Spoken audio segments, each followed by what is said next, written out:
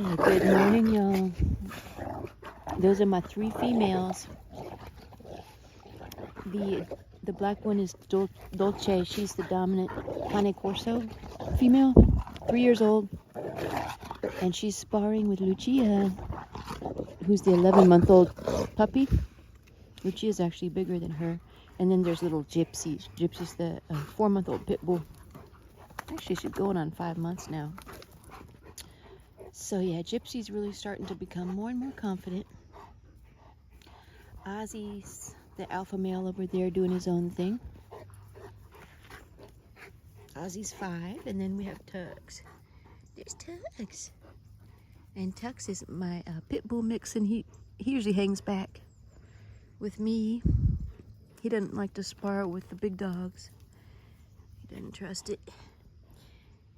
Ozzy. So we had a rain. We're out here in Texas Hill Country, had a rain last night. So the ground is wet, and it's gonna be a little bit muddy.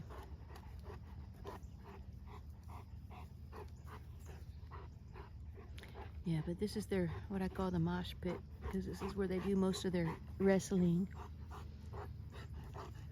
And Ozzy's just waking up. Oh man, y'all.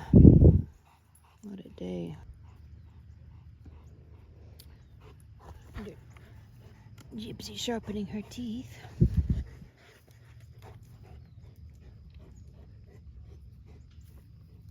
Gypsy. Gypsy. Yeah, she wants to get involved now.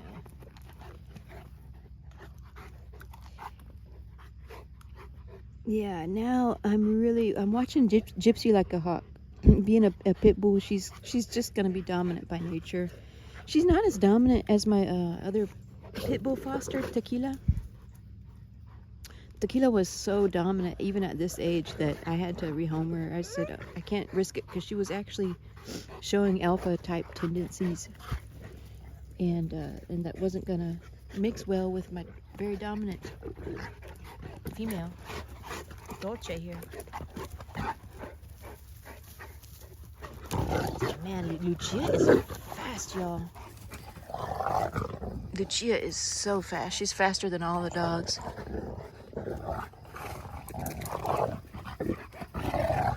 But yeah, I need to watch Gypsy here like a hawk, because she's starting to assert some dominance. Look at her. See how she's putting her legs over Lucia? So Ozzy's finally warming up now, and he's getting into the mix. There's the 3 Cane Corsos. And he's starting to get his exercise. She's like, yeah, but what about this one? I got this one over here. I'll play tug with myself then. Yeah, but anyway, this is how the big dogs get most of their exercise. You can see that they exert a lot of energy just sparring with each other, playing tug. Oh, but the growls that they make, I just love it. It sounds like a lion or something.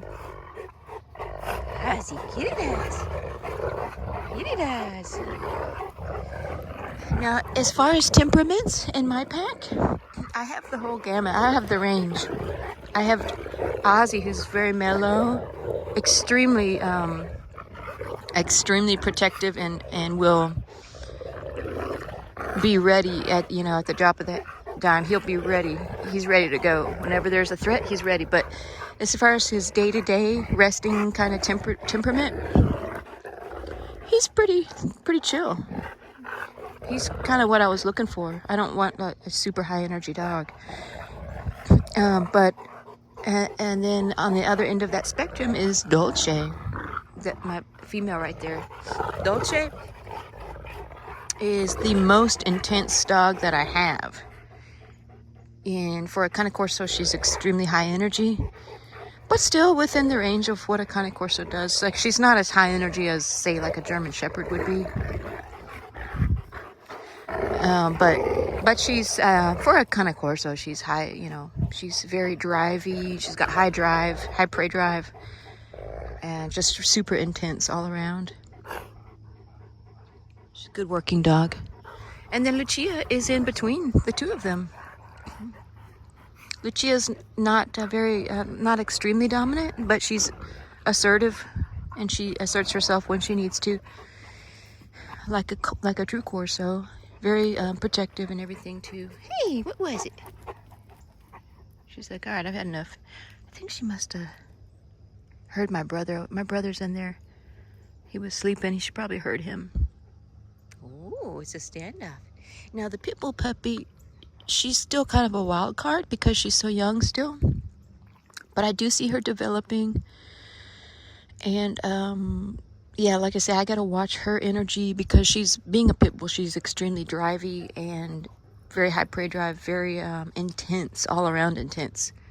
And it's gonna be up there with Dolce as far as temperament. And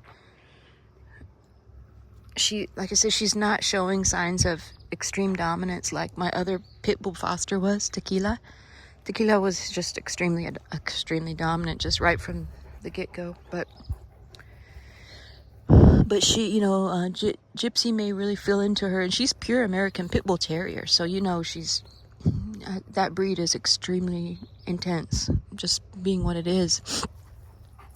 So I just got to make sure that I teach her she needs to back down to the older dogs. I don't want her taking the dominant role over Dolce. I really don't want that. She's going to try, being a pit bull, she probably will try. And these two right here, these are my two puppies again, and they don't seem to want to fight for dominance per se.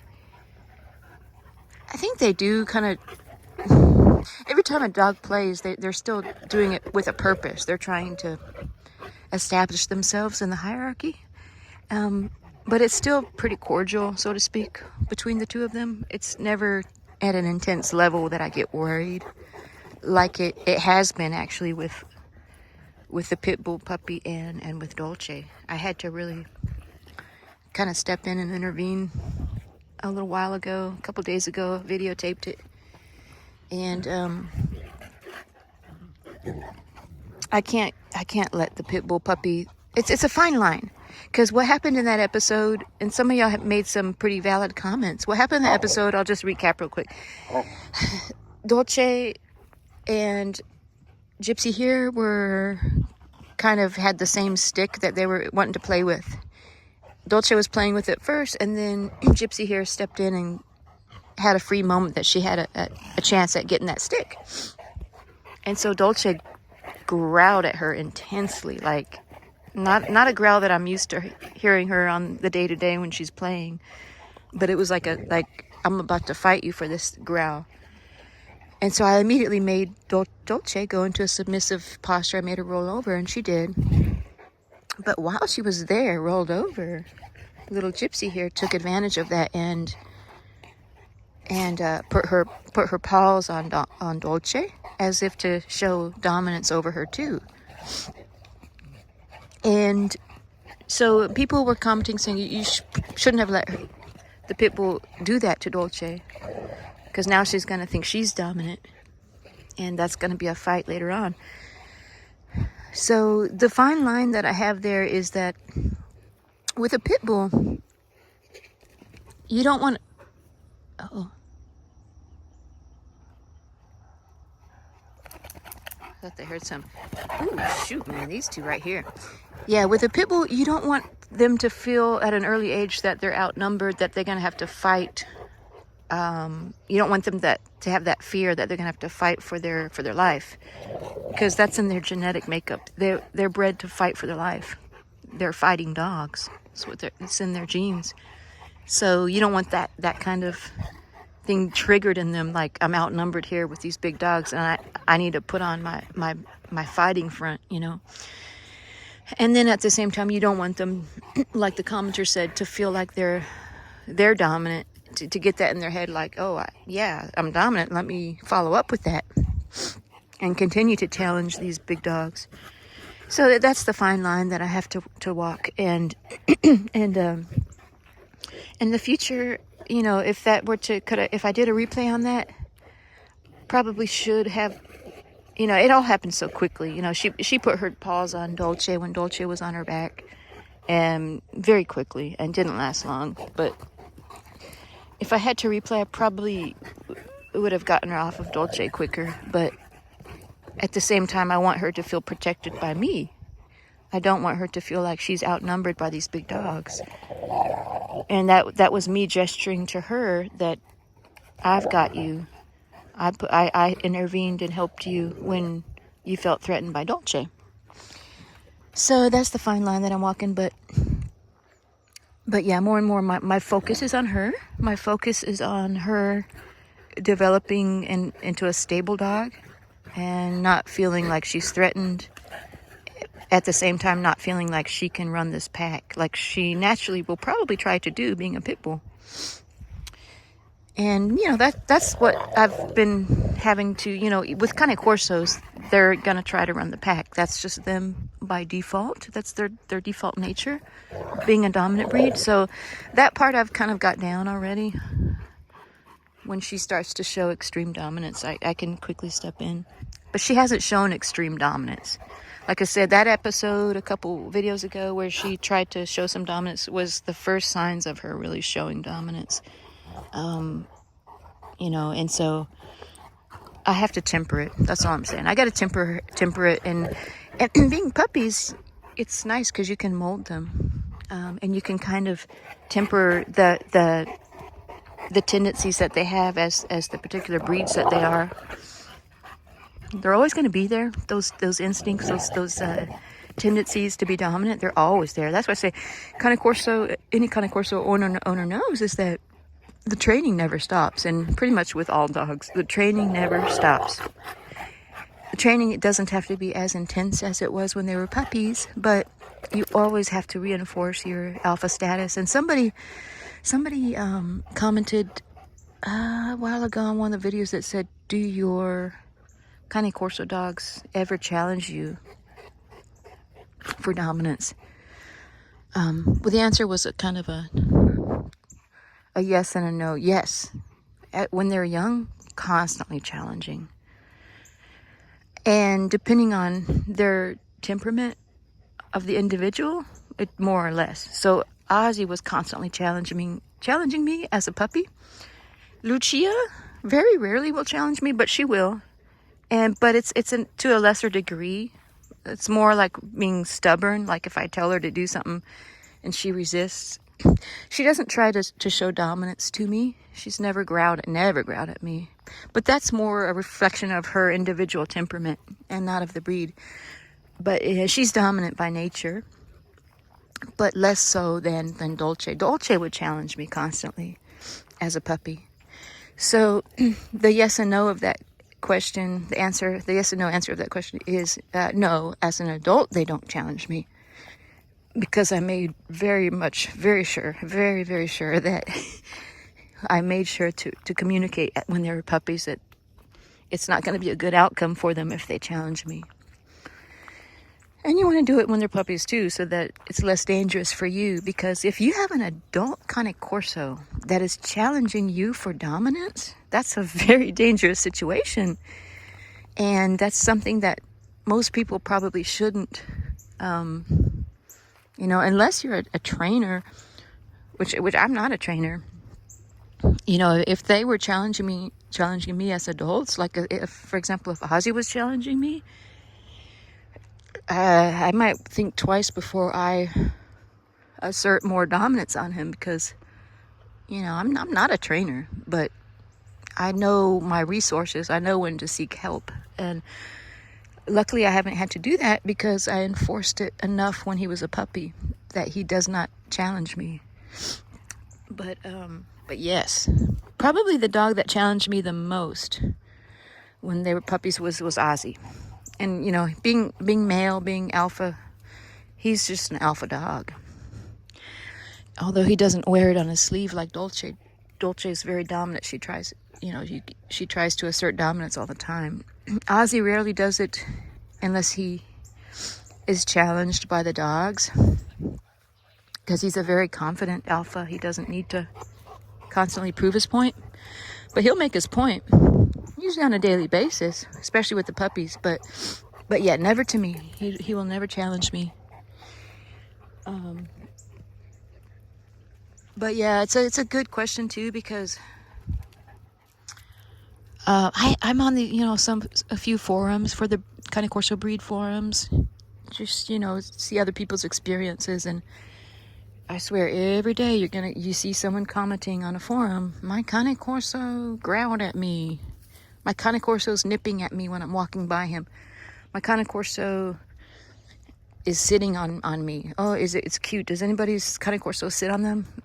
Y'all, if your dog is sitting on you, your dog is saying, you're my bee. And you could fill in the rest of that word. It begins with a B. You're my bee. That's what the dog is telling you. When the dog sits on you, that's a extremely dominant move. They're saying, I own you. Don't ever let your dog sit on you. It's not cute. Now putting his head on your lap and cuddling with you is different, but my dog put his front paws on my shoulders.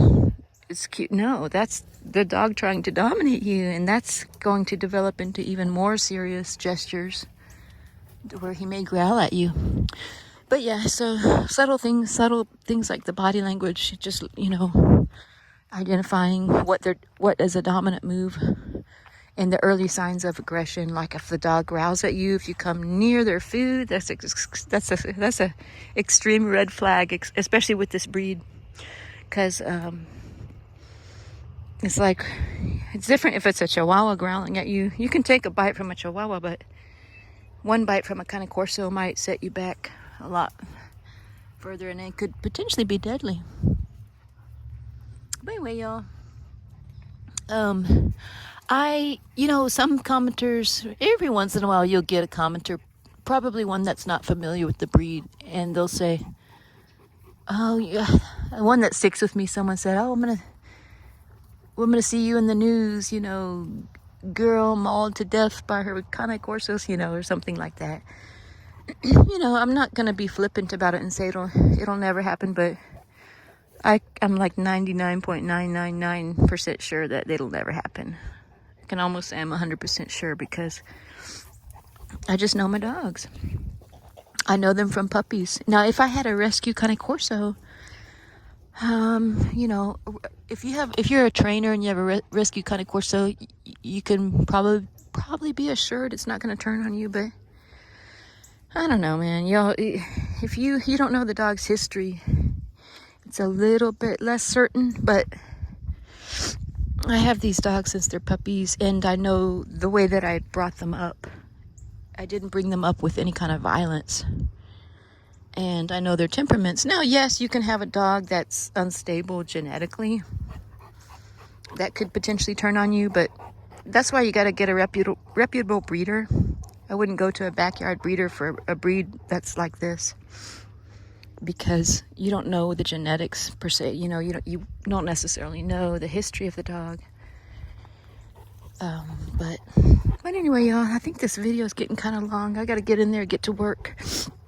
And we'll see you on the next one. Luchi!